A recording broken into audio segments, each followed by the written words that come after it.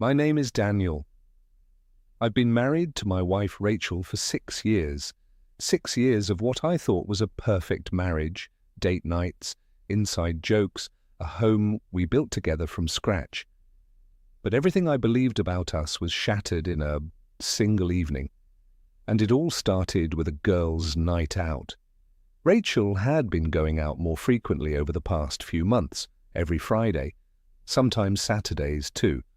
Always with the girls, always home by midnight, always smelling of wine and perfume, laughing a little too loud at texts on her phone before locking the screen.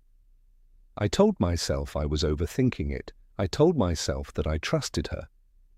But trust is a strange thing. It can live quietly in your chest for years, and then one tiny detail can crack it open without warning.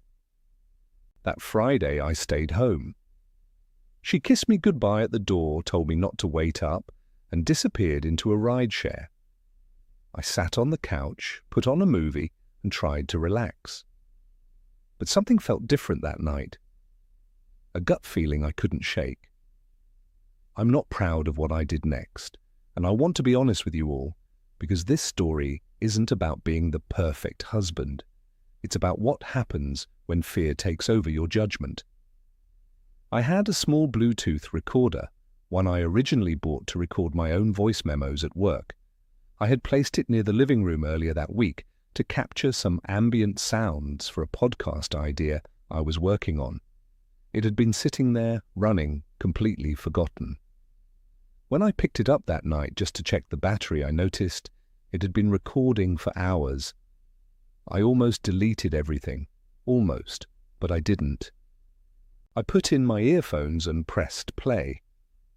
For the first 20 minutes, it was nothing, just the hum of the house, the faint sound of my own footsteps, the TV in the background. But then around the 2-hour mark, something changed. I heard the front door open quietly. It was only 9:30 p.m., way earlier than expected. I heard Rachel's voice, hushed and careful. And then I heard another voice. A man's voice. My blood ran cold. I sat there in the dark bedroom, completely still, listening. The voices moved into the living room. I heard laughing, whispering, the soft clink of glasses from our own kitchen. Rachel was pouring drinks for someone in our home while I had been upstairs, asleep.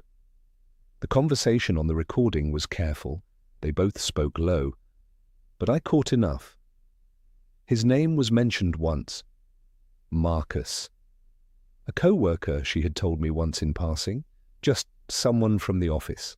Just someone from the office.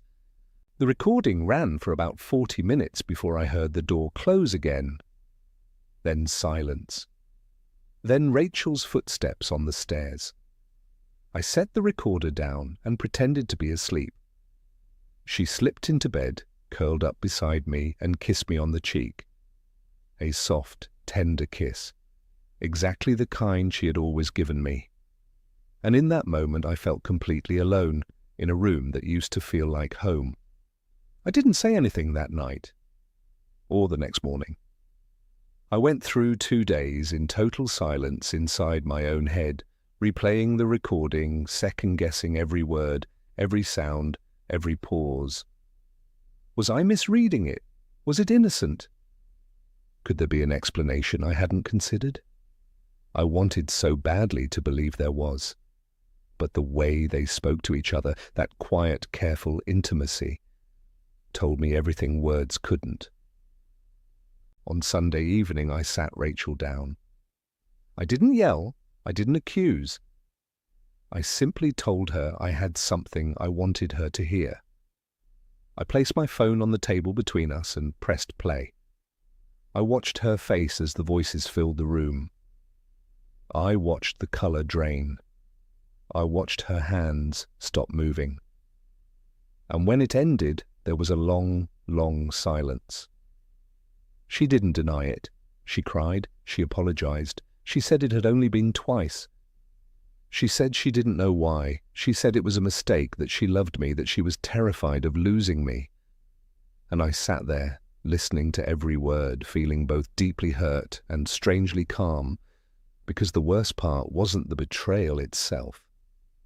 The worst part was realizing I had already known, somewhere deep down, for weeks. I had just been too afraid to look. I'm sharing this story not to humiliate anyone and not to paint myself as a victim. Rachel and I are currently in counseling.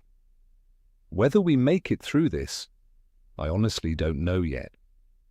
But what I do know is that silence is never protection. Ignoring what your gut tells you doesn't make the truth go away. It just gives it more time to grow in the dark. If you're going through something similar right now, if you feel that something is off in your relationship but you're scared to face it, my advice is this: have the conversation. Not with a recorder, not with suspicion, but with honesty. Because the moment you stop talking to each other, you start becoming strangers who share a bed. Thank you for watching. If this story touched you, please leave a comment below. I read every single one. And if you're new here, subscribe, because on this channel, we talk about real life, real pain, and real healing.